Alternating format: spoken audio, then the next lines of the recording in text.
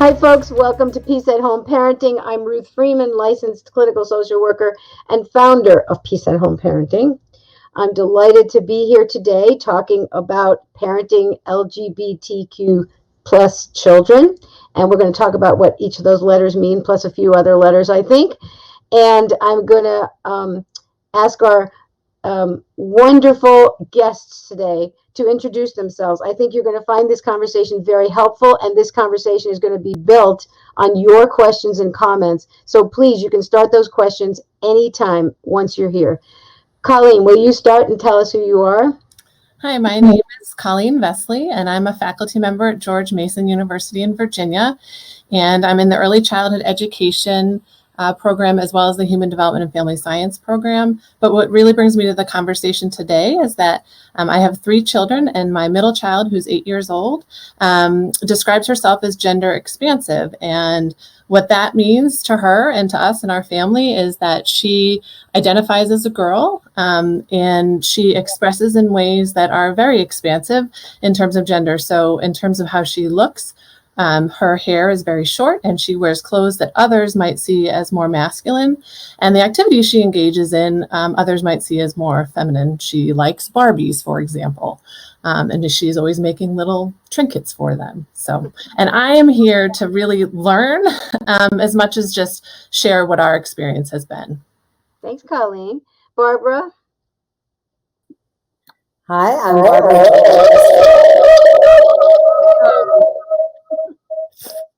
I'm hoping that Pam, our tech support person, will communicate with us.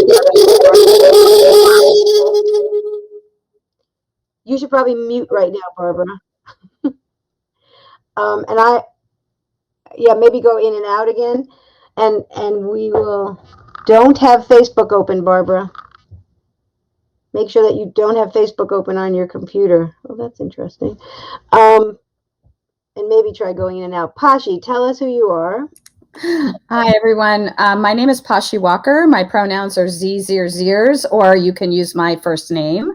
I do LGBTQ advocacy work in my day job, and also have done much research and worked with youth, LGBTQ youth. I also am the parent of 3 kids, all of whom identify along the LGBTQ spectrum, including my middle one, who came out at 12 and a half, first as lesbian, now identifies as bisexual and genderqueer and uses the pronouns they, them. And my youngest son is gay and came out at 15. I think that's it. Oh, I've done a lot of coaching for parents whose kids are coming out. Thank you. I think, did you say that you worked on parenting classes with parents? You've done some classes with parents. Do I remember that from our conversation, Pashi? Yes, I have done some trainings, and I've done a lot of one-on-one coaching. Great, thank you. Barbara, can we try again? How is that? Sounds really scary, Barbara. I don't know why that is. Nothing else is. We're going to keep going, and hopefully Pam can work with you to talk about that. Barbara is a psychologist that works with adults who have HIV and who, as adults, are still processing some of the losses they had as kids when they didn't get the kind of support that we're going to talk about today. I want to start, Pashi, just by asking you to define LGBTQ plus, all those letters. Absolutely. So first of all, just know that LGBTQ doesn't encompass every single identity. There's many, many identities. But the letters themselves, L stands for lesbian, G stands for gay, B stands for bisexual, though many of you out there may have heard the terms pansexual or sexually fluid. T stands for transgender. Q stands for queer or questioning. It does double duty. The plus is because there's many other letters to add to that, including 2S for two-spirit, A for asexual, I for intersex. And just remember, there's a spectrum and there's many, many, many identities. So, Pashi, when you think about a first message for parents, when you think about, like, if you can leave parents with one message to begin with, what do you think is the most important behavior or strategy that parents can use if their children are expressing anything about this, either, and I want to clarify, those letters all sort of add up to either their gender identity or their sexual orientation. Is that right? All those letters come under one of those categories? They do. And then there's something called gender expression. And sexual orientation and gender identity are two very different things. And gender expression often is what's used when people say they have gaydar, that they can tell someone is lesbian or gay. What they're actually reading is someone's gender expression. Can you explain what is gender expression? So gender expression is how you either choose to express yourself. So if you are assigned female at birth, but you feel maybe like you enjoy dressing more masculine, that's a way of gender expression. But also, if you were assigned female at birth and you identify as a woman, and so you like dressing up in dresses and high heels and makeup, that's also gender expression. We all have a sexual orientation. We all have a gender identity, and we all have gender expression. And gender expression is something we might perform in various ways, either because we're at work or to please our parents or because the school tells us to. So it's not always a choice as much as sometimes what we're being forced to do. It depends. And if there's a first message for parents that you would want to give folks, what is that? What's the basic first most important message you want to share with parents? I would say the first thing is to remember that this is the child you have always loved.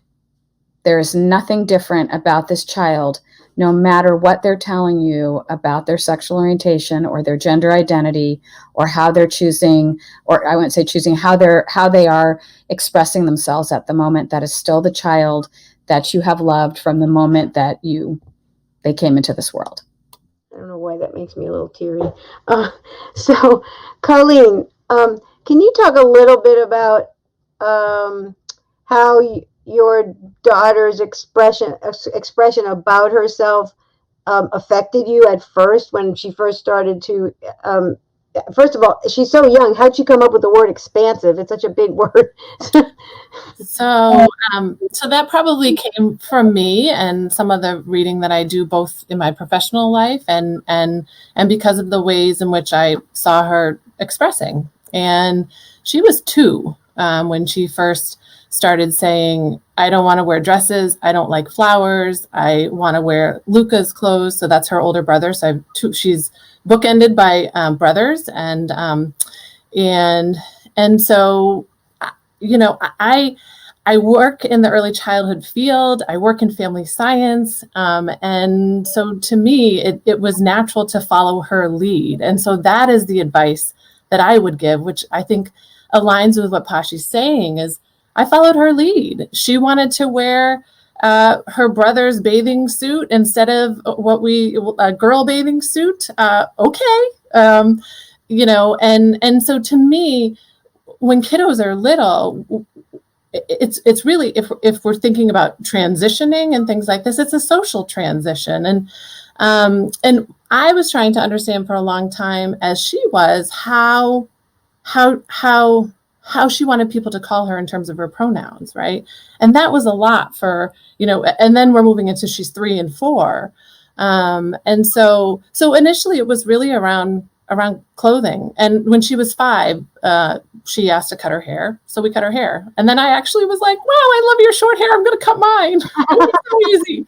So that, you know, that just gives you a little bit. I don't want to go on and on. Well, I mean, what I like about Colleen's story is Colleen's willingness to listen really carefully and help her have words for what she's feeling, and also allowing her young daughter to influence her. And I think this is a challenge for a lot of parents, is to let them teach us. We think that's upside down. But before we go on, I just want to see Barbara. Let's check your sound and see if you can introduce yourself. I hope it's better this time. Is that better? Much better. Okay, good. Yay. It's good to be back. I'm Barbara Duarte Scalato. I'm a licensed psychologist and I work with many LGBTQ youths. I have two daughters myself.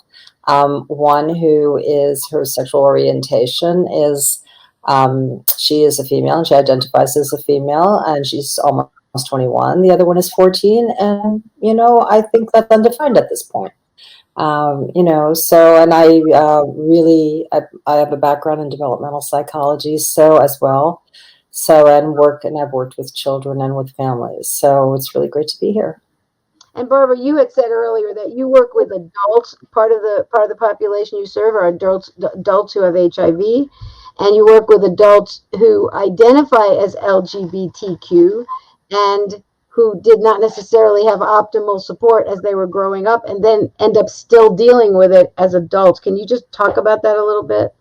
Yeah. I mean, it's really, really painful. And sometimes I still will work with people as old as 60, who, maybe they've even come back to, back home to take care of their elderly parents. And, sometimes their parents slip them a little remark, and they're, just right back there. They feel very hurt. They very much want to be accepted now, but I think many of them suffer from not having been accepted, not having been loved as much because somehow, their sexual orientation got in the way of that. And what I see a lot too, when it extends out of the family to the social world, right, to school and peers, one of the things that they seem to really have missed is knowing that their parents were there as allies for them, especially when they got bullied. And I have many, many men, in particular gay men, who were bullied as children because they did begin to demonstrate and express themselves in ways that a lot of people weren't comfortable with. And as a consequence, were bullied, were abused in social settings, and didn't feel able to go back to their parents and tell them. Or if they did tell their parents, they didn't feel like their parents could be there, could serve as allies for them. So let's talk about, first of all, let's talk about specific actions parents do that are those actions of being an ally to your child. Let's talk about very concrete things parents can do that will help their child feel like they are an ally. And can we define that word ally somehow? Anybody? Do you want me to do Go that? ahead. Somebody who stands with. You stand with. You're there. You don't always do all the work. Sometimes it's a modal position. So sometimes you may be at the forefront, in front. Sometimes you may be at the back. Sometimes you're just alongside. But you're there. So if your child is walking down the street and somebody might say something to them, you check in with your child, and you ask your child, did you hear that? And you begin a dialogue because children don't often feel comfortable enough to begin to ask those questions. But if you've heard it, it's very clear that they've heard it as well. So how are you going to open up that conversation? And, this changes developmentally. Obviously, your child, the older they get, the older they may want you to be there in different sorts of ways. But what's really important is that you check in with them and that you ask them, how do you want me to be here for you? What is it that you need?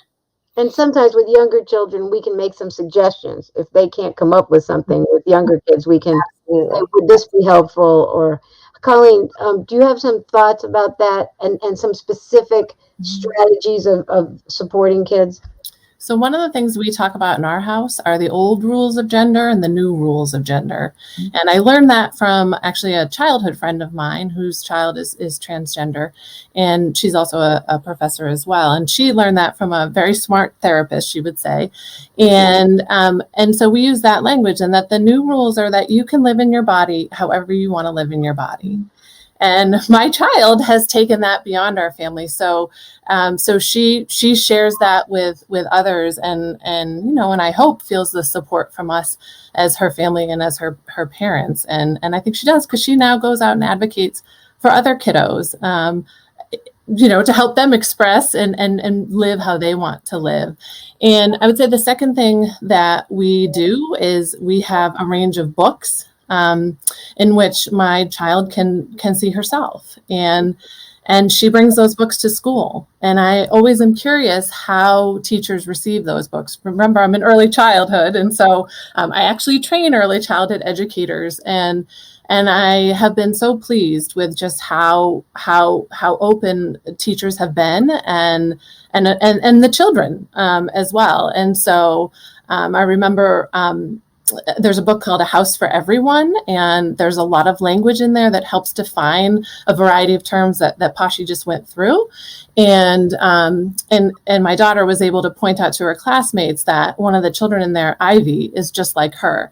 And her teacher had the perfect response. And she just said, I love it too when there are characters in books that are just like me. And so I think books are, especially for little ones, are an amazing way to begin these conversations. Yeah, and for those of us who aren't so comfortable talking about all this, books are incredibly helpful. Pashi, can you talk a little bit about specific strategies that parents can use to support their kids? What makes them an ally, very concretely? So first of all, I want to give everyone a resource, and you can easily Google this, the Family Acceptance Project. And they have booklets that you can download in multiple languages. They also have some posters, and there's both the behaviors that will increase your child's health and well-being, and ones that don't. So since we're talking about what's supportive, the first thing that may seem really obvious, but people forget to do, tell your LGBTQ or gender diverse child that you love them. Make sure you show affection to your child when they tell you or when you learn that your child is LGBT or Q. Make sure that you ask your child if and how you can help them tell other people about their LGBTQ identity, which means that you're going to allow them to talk about it. Even if you are uncomfortable or think that being gay or transgender is wrong, I'm not asking you to change how you believe, although that would be great. You don't have to do that to have these behaviors, to support your child. If you're religious, find a congregation that welcomes your LGBTQ or gender diverse child and your family, because having them hear, even if it's not from your lips, having them hear from your minister, preacher, etc., that what they are is a sin, can be very detrimental. You want more? There's like so many. One more. Tell us one more and we'll come back. I'll tell you one more. Here's one. If you don't have any already, but try and find some LGBTQ role models for your child, or take them to support groups or to an LGBTQ center or event where they have the opportunity to see positive role models of people who are living their lives happily and with joy. Thank you. I think about this in terms of when my husband was teaching my daughter about managing finances, and I'm really terrible at it. I was also a learner during that time. Like, I was learning alongside of her. And I think that for many of us, this requires, and Colleen, you probably, even though this is your field, you still had to learn about this with much more specificity. I think that we have to just be willing to be learners alongside our children. One thing I just wanted to say out loud at the very least, and hear any comments that you have, is that I think that for many parents, when children start to talk about being different in any of these ways, for many of us, it's disconcerting, it's unnerving, and we feel scared. I think I have to say, I've had clients who go through this process, so I've been right next to people going through this process, and for me, it feels like I would be worried that my child's life is going to be harder. If they're going to be different, it's going to be harder, and I would have trouble. I think for me personally, I would have to go through some form of a grieving process that the child wasn't going to be who I dreamed. Now, I think parents have to do this all the time with kids in many different ways. And for example, my daughter, I always thought she was going to become a great reader. She's super smart, and she never loved to read the way I did, and we didn't get to share books, and I had a whole fantasy of what was going to happen. And those are like little micro versions of that, although I still hold out that I think she's going to start reading when she gets older. But anyway, and that is the thing. It's having these ideas of what our kids are going to be like. So can you all talk a little bit about, how parents can navigate being supportive, showing I love you, accepting to the degree they're ready to accept, and we can talk a little bit about that specifically, but also maybe grieving at the same time and not trying to suppress that either, but how they navigate all that. Any thoughts about that? Just unmute yourself when you think of it. So I work with parents all the time on this issue. And I would say, first of all, yes, you have and need to grieve what you thought, what you expected your child to be. But that grieving and that working through has to be done separate from your child. Please do not communicate your grief to your child, because what this is about is the expectations you had. And I want to point out to you that even if your child were straight and cisgender meaning that they identify with the sex they were assigned with at birth, that it doesn't mean that everything you dreamed for them would still be. It doesn't mean they would get married. Doesn't mean they would have children. And it doesn't mean that they wouldn't have a hard life. I'm only 5 feet tall. Let me tell you, that was not an easy thing to go through life, being 5 feet tall. So, not everybody gets to have an easy life about every single thing about who they are. And so these are just your dreams and expectations. They're not real. And so go ahead and feel them and work on them, but do that separate from your kid. Great. Thank you. Yeah, I would 100% echo that. And I would say, I guess this is the professor in me, read. You need to educate yourself, and you need to continue to educate yourself. And this is, as I teach to my family science students, what I tell them is this is one of the most exciting areas of the family, because we're continuing to learn how do we best support children, individuals in the family who are LGBTQ plus.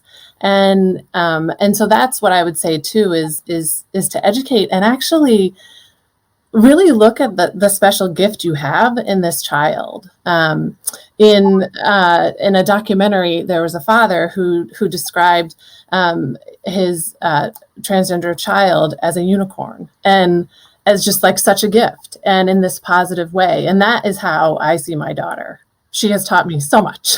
Yeah, thank you. We talked a little bit about bullying, and I think that LGBTQ kids are especially at risk of being bullied, although there are other groups of kids that fall into that category as well. Do you all have any comments or suggestions for parents, first of all, to determine whether their kids are being bullied? And second of all, what action steps to take if they discover that they are? Because I think some kids hide it. Any thoughts about that? And I mean, I'll share with you in general that what we tell parents about bullying generally is to talk with kids first and encourage them to speak up and to communicate directly to the bully to stop and practice that together, what that looks like. Also, to talk with kids about having close friends. And kids who have one or two close friends are less likely to be bullied in general, but also having your own little tribe that's with you can help a lot when you're being bullied. And finally, to engage schools very actively and to expect schools to not only talk to the bully, but to create programs for whole groups of kids so that as a group they can address the bullying, because often the bully is as much of a victim as the kid being bullied because of where that bullying typically comes from. Any other thoughts about that, or ideas in relation to these kids being bullied? Yeah, I really like everything you said, Ruth. I think it's they're all great ideas. I would add that sometimes we always want our kids to have a couple of cronies at school. But if they can't because the environment is a little bit too hot there, I think it's really important that we find other worlds in which our children can really thrive. So, a child might not necessarily be popular at school, might be bullied at school, but maybe there is a theater group, or a sports group, or, some other group outside where they can really flourish and begin to have friends and allies there. I do have a lot of patients who, manifested other talents, and were not able to really exercise those talents, often artistic ones. And I do have a question for other folks too. I want to open this up because especially as a developmental psychologist, there's so many wonderful developmental milestones, that kids go through. And, it is a very, heteronormative world. And, I have adult patients who for the first time are kind of, sitting on the bleachers kind of together, nudging each other, kind of whistling at the guys going by because they've never been able to do that. There's very little social opportunities for kids who aren't heterosexual. So so I'm wondering if you folks have any ideas about how we can expand those wonderful worlds for our children, who need them just as much as they need school and as much as they need family. Well, I mean, one of the things I was reading about as I was preparing for this session is how many kids in this community get their social connections online. And because it isn't so easy to do it exactly in your community. And at the same time, it puts them more at risk, and parents really need to be careful and supportive of kids and monitoring what those look like. But they can also be lifesavers for kids to reach out and make very real connections. And we have to kind of respect that. Pashi, did you have any thoughts about that question? Yeah, actually, so what we found during COVID was very interesting. The LGBTQ centers all reported that their support groups all went online, and their support groups all increased except for the youth. And they decreased for the youth. That in reality, youth need, and you would know this developmentally, this is their time, especially transition age youth. So starting, 12 to 17 or whatever, 18, where they need to be with their peers in person, not just online. And so I would say that one thing that's very helpful is having a group at school. Some call them GSAs. It used to stand for Gay Straight Alliance. Now it stands for Gender and Sexuality Alliance or something. But there's actually research to show that schools where there is a GSA or a group like that, some kind of LGBTQ affirming group, that there's less bullying and harassment. And they also see grades among LGBTQ kids go up when there's a GS Alliance. And then to answer, I will also tell you, having had 2 kids go through school, it's impossible. It's very, very hard for them to date. There aren't enough out kids in high school. And so that's something that parents just need to be understanding about. Things are maybe hopefully getting better, but that when they go off to college, things will open up.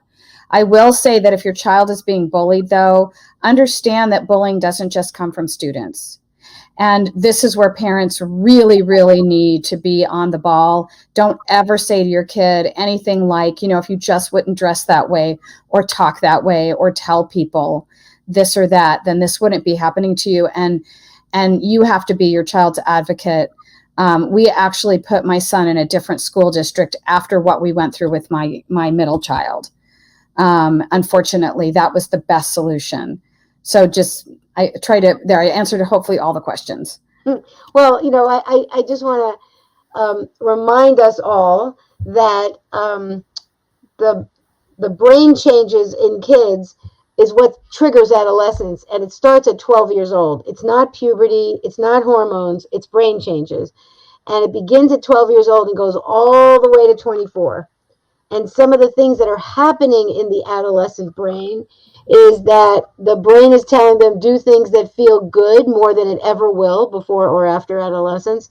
The brain is telling them that their life depends on creating a tribe of peers. And in fact, Dan Siegel, my favorite parenting educator and neuroscientist, says that, that tribe really is very much hooked up with survival, because you need a tribe or you need a group of close friends in order to launch. Kids have a much harder time becoming independent and becoming adults without that group of peers. So they feel like their life depends on these social relationships, and parents sometimes minimize that or don't understand the intensity, but it's a biological necessity. They're being driven, but they're also being driven to do things that are a little risky and new and novelty, and they need to do all this, but they need to do it with peers. And if they don't have those peers, their development is really affected, and we're more likely to see the depression and anxiety and mental health issues that are associated with that isolation during adolescence. Colleen, were you about to say something? I thought you were thinking something. Yeah, so I am looking at somebody's comment about being a coach, and so I just wanted to share a little bit about some of our experiences in kind of navigating sports, because I do think it's been tricky. And so my daughter, she swims, she runs track. For some time she did Taekwondo, and I would actually say the Taekwondo studio was like the place that she was very comfortable. I, as a parent, was very comfortable because everybody wears the same thing, and it depends on what belt you are, right? And your name, at least at their studio, is written in Korean, and so, but it's been challenging because sports split almost immediately at like 5 years old, boy, girl, and so track and swimming, while their placing and how they compete is girls and boys, they all swim together. But we recently have run into a challenge with swimsuits. She has never worn, the typical kind of girl swimsuit. And quite frankly, as a mother, why would I encourage my child to wear something like, uncomfortable like that? Anyways, and so there's a lot of rules, like from USA Swimming, right, which is what our swim team follows. And so literally yesterday, my daughter was in tears in the car because what she thought she could wear, we found out she couldn't wear. And so we're trying to go through all kinds of things. And the thing I would say is in sports is finding those advocates that are allies to your child, to you as a parent. And so we are lucky that we have a swim team rep who is like going to bat for us. And we've had people in those spaces. So my daughter's track coach, same thing, is always keeping an ear open in case there are kids misgendering her. She corrects, but that is like exhausting for an 8-year-old. It's exhausting probably for an 80-year-old to have to correct about who you are. And so I would say those kinds of things for coaches to really connect with that child, have a sense of who they are, and really listening. And when you hear something, correcting in whatever way that child has told you is okay. It could be in private, or the child, like my daughter, would be totally fine with the coach correcting in front of everyone and saying, just correcting the pronoun. So I think that's really important. And I would say as a parent, when you are somebody who works with children, it's your job to know pronouns. It's your job to know what children prefer. And so that's I get you can tell I have energy around this. That's a space in which I get a lot of energy because it can be constant microaggressions for kids. It doesn't need to be. This is interesting for me because this is kind of another angle on this, and when my daughter was in kindergarten, she came home and she said that, in kindergarten, if you cry, you have to sit in the crying chair. And as a therapist, I was like, oh my God, that's horrible. And I didn't say these things, but in my mind, I was like, oh my God, what are they trying to do? Get them not to express their feelings and blah, blah, all this. And I had all my feelings. But what I said to her was, because my position was always to start with her perception of things and her understanding of things. Because I think we often assume things. Like I thought, oh, that poor kid, and she's in this repressive environment. And, it was distressing to me. Partly because I grew up in a family where you weren't supposed to express your feelings and a whole culture where you weren't supposed to express your feelings. So I felt like this was a serious transgression. But when I said to her, so what are you going to do about that? And she said, oh, I'm not going to cry in kindergarten.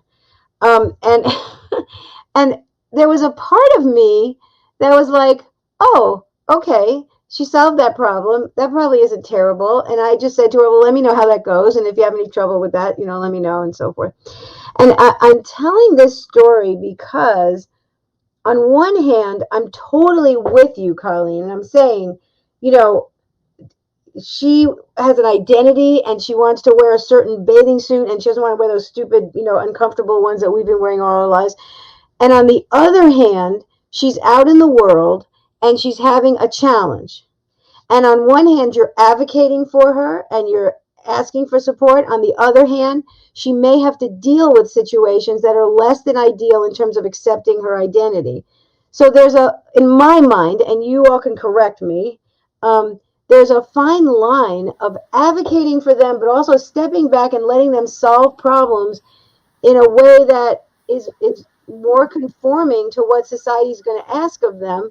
And I don't think it's either or. Do you have any thoughts about this? I mean, this is what was coming up as you were talking, Colleen. So can I just say one thing in terms of this? So we talked about short term and long term. So in the short term, let's figure out because her language was, I don't feel comfortable. I don't feel like myself. And we talked through it. And so we've come up with a compromise that we think will work in conversation with the rep, and she's in conversation with the league and everything.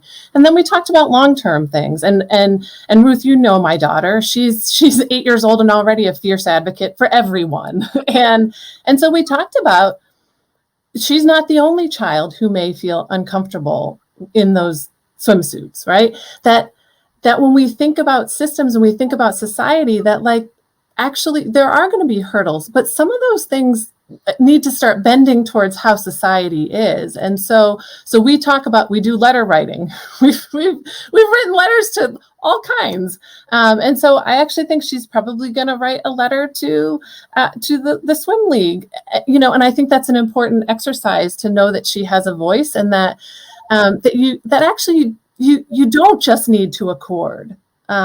Because I actually think that's the messaging that kids who, in my daughter's case, who are gender expansive get all the time. And so I am here to say, no, let's see what we can do. Let's see how we can work this out in the short term, because you really want to swim, because you always have a choice. You don't have to swim, but she really wants to swim. And so let's figure out what works. But let's also do something where we can take this energy and we can advocate, not just for you, but maybe for other kids. So Great. And your daughter really is a passionate ally.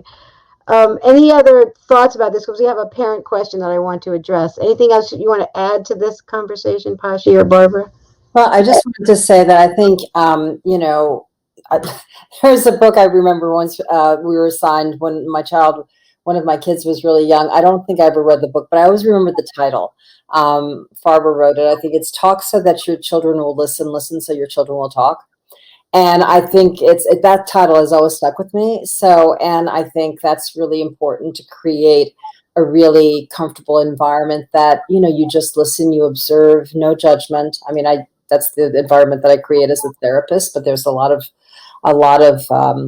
similarities to being a therapist and being a parent, and a therapeutic parent, I guess. And I think that does change as children get older. Now, my children didn't have to negotiate sexual orientation when they were little, but they are adopted. They are Chinese, and they have a Caucasian mother and a single parent.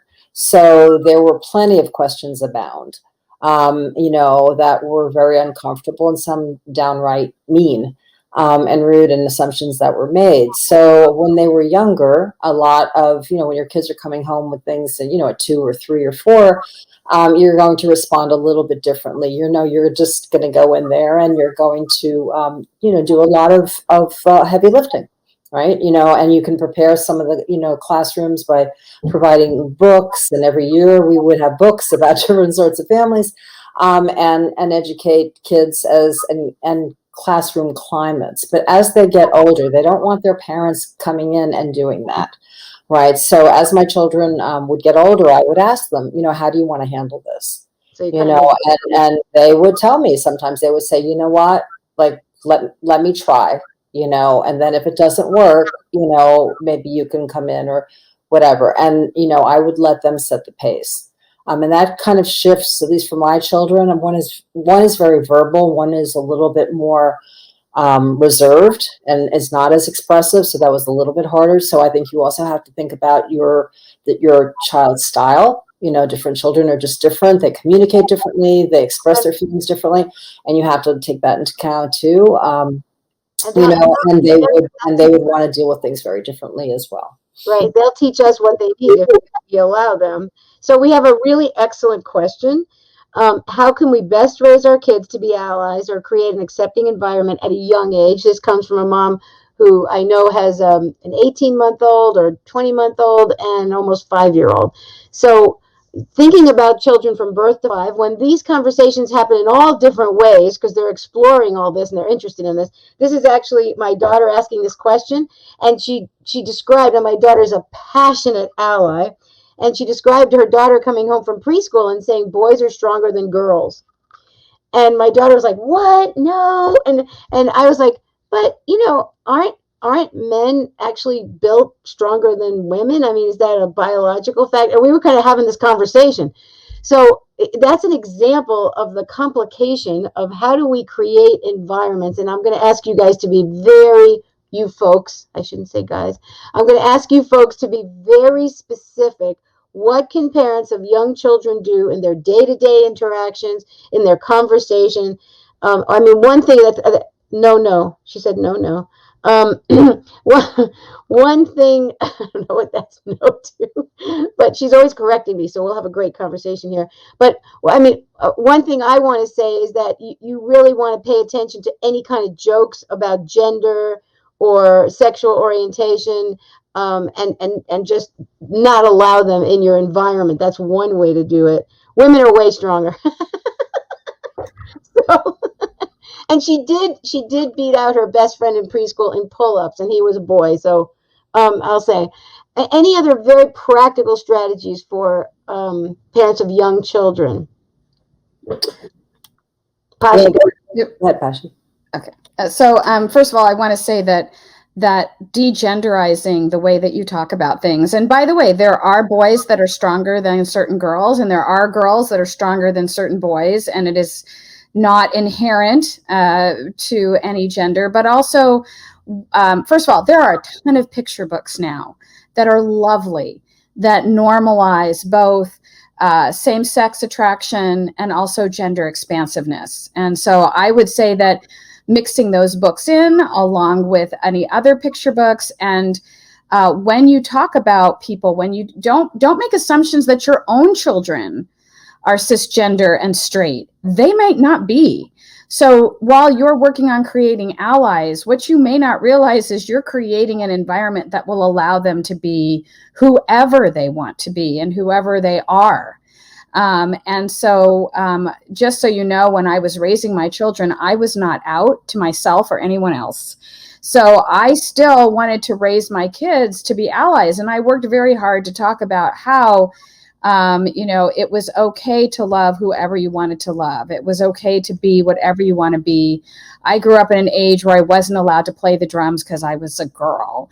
I wasn't allowed to take shop because I was a girl. And boys weren't allowed to play the flute or take home ec. So that would be the thing I would do with young kids, and be really careful, and also make sure that the teachers, when they go to preschool and school, is to ask them to please not divide the children up by boys and girls. Divide them up by birth month. divide them up by the color of shirt they're wearing, any other way than by gender. And that would go a long way to helping to normalize that not everything is black and white, not everything is binary, and just to remember and be curious. When you talk to your own child, don't say things like, someday, honey, all the boys are going to love you, when you're talking to a girl, or someday you're going to grow up and marry a beautiful woman, and have children. I mean, just if you paint these future pictures, the messages you're sending them is that's the only acceptable future for them to have. And if they want something different, they're going to be afraid to tell you. Even if they come home and they like somebody, don't jump to, do you have any girlfriends? Do you have any boyfriends? I can't tell you how many people will ask a 5-year-old that even. It already is setting up that heterocentric, heterosexist, that it's only okay to be heterosexual kind of model. And I'll let Barbara go now. Barbara, isn't there a developmental stage? Like my granddaughter now is 4, and she's really got this boy-girl thing, and she's kind of talking about what girls are and what boys are. Is that a typical developmental stage, or is that really, and Colleen, you may have some information about this, is that socially determined, or is that what happens in our identity development? Is the gender question come up around 4 and 5, or is that related to our society? Do you guys have any thoughts about that? Well, I would say that I think sometimes children begin to carve out differences just intellectually. They're beginning to conceptually, notice differences. They often notice difference in shapes and difference in colors and things like that. But I think a lot of it is determined by is socially constructed. So, and in general, the research that I've read, it's actually children who are a little bit more fluid actually tend to be happier, in the long run anyway. So, my children are pretty, they're just happy and fluid, and, they had their own obstacles to overcome early on. But, there was never this kind of, they didn't grow up kind of in a binary sort of way. They were told very early on that, that they would be accepted, that they are accepted and loved no matter what, and they're loved, and they will be encouraged to be who they are and their best versions of themselves. And that includes choosing whomever they want to love. So I think part of that is creating an environment for that. But in terms of, I also want to say, I just want to go back to the bullying, because I have so many patients, it just sticks with me, that are suffer. And one thing we know about bullying is that it has incredibly lingering effects. It is really devastating. So it just lasts. So I actually, we had a bully in one of my daughter's classes, and for different reasons, and we invited him over for a play date. And very, you sometimes, once you have a play date a couple of times with somebody, you're probably not going to bully them. So that's just a specific example that I can remember. But I think, allies can be created, again, by school environments, by peers, by teachers. I can't tell you how many patients I had whose teachers, I don't even know how people got away with this. Totally humiliated, shamed, ridiculed children, to the point of, I have patients of mine who felt that if they opened their mouth in their classrooms, that immediately something bad would happen, either from the teacher or from the peers. It's really, I work with most people, and I have to work with them as having experienced trauma because of this. So I think, we really have to work very, very hard at creating accepting, loving, supportive environments for people to thrive, for our children to thrive. Absolutely. Colleen, did you have something you wanted to add? Yeah, from a real practical standpoint, I'll just tell you from personal experience that when my daughter received the most questions was in 1st grade. And thankfully, she had the most magnificent teacher who helped children ask respectful questions, worked with my daughter to answer those questions, folded in important books, like many of the books that my child would bring into school.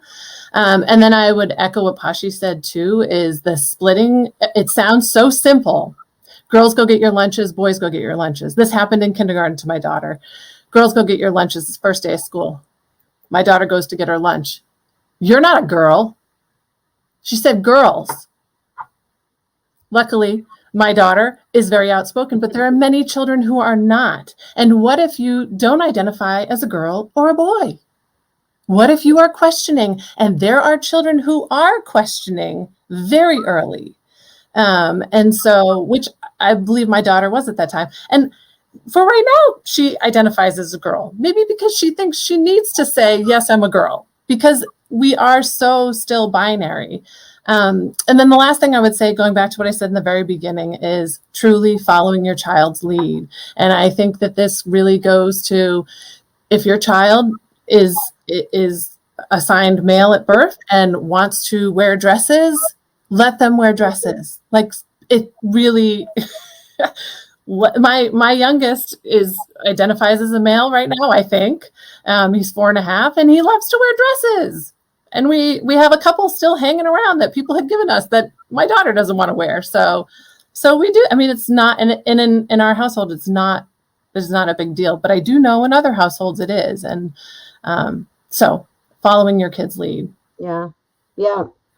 I think that I just want to say that I'm going to ask all of you either during our conversation or afterwards to send us some sources of lists of books by age, so that we can put them on our private Facebook group and we can share with folks just some specific books or even just sources of good books, without having to list all the books. Pashi, did you have something you wanted to add? We're going to wrap up in just a couple of minutes. Just really quickly to piggyback, I just want to say that I was reading a book about gender expansive children and with some great quotes. And one of them was, why is it that boys can't have a vagina? Why is it that girls can't have a penis? So that when you're talking about being gender expansive, gender creative, and this idea that the idea that why can't I identify as a boy but enjoy wearing dresses? I mean, for goodness sake, for those of us who are assigned female at birth, or those of us who identify as women, do we not enjoy wearing pants? Aren't we glad we can do that now? Why is it we don't let men wear skirts when it's hot outside? So some of this is very much, a socially constructed, sexist, patriarchal, all of those lovely words that are driving these gender requirements. I did want to say something to parents, because we talked about behaviors they should do. Oftentimes parents, out of love, out of wanting to protect their child, and also because of the pressure maybe they're getting from others, or their own fear of what will happen, will do things with their child or say things to their child that are very, very harmful. Again, I want to send you the Family Acceptance Project, but research shows that saying things like, just don't tell the rest of the family you're gay, or you can be gay, but you can't have any gay friends over, or you are not allowed to go to any LGBTQ events. All these types of things are as traumatizing as hitting them for being LGBTQ. And what they found is that children who have higher amounts of rejecting behaviors, and that's what these are called, from their parents or guardians, are 8.5 times more likely to attempt suicide than children or youth from lower rejecting homes. So remember, I'm saying lower rejecting, not the affirming. So I can't tell you all the things right now, but just to say, if you want your child to live, to not be depressed, anxious, have suicidal thoughts, get into drugs and alcohol, do risky behaviors that will expose them to HIV and STDs, it's really important to educate yourself. You don't have to change your beliefs, but you do need to change your behavior more than anything else, so that this child grows up feeling affirmed and not rejected. Thank you, Pashi. Well said. But as I was thinking about this session, I read that coming out is a lifelong journey of understanding, acknowledging, and sharing one's, and this is gender identity and or sexual orientation with others. And I was fascinated to see it as a lifelong process. But I think that for all of us, it's a lifelong process of knowing who we are for all of us. It's just that gender identity and sexual orientation has a little more pizzazz and a little more distress in our culture. But I think that we really want to recognize that identity is a lifelong process, and be open to this process with our kids, and be open to learning and processing our own emotions of distress with peers, with therapists, with faith leaders, and communicating to our kids those basic messages of acceptance, curiosity about them as they grow, and support, and messages of love and acceptance, I think, is the bottom line, even though it may be hard sometimes. Any last, one or two ideas before you go that you want parents to know?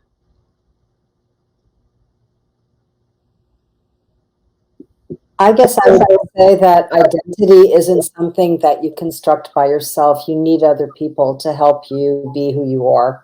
So it's really important that we support people and that we recognize them. I mean, everybody wants to be, the glint in their parent's eye. You want to, that your parent is looking at you and seeing the beauty in you.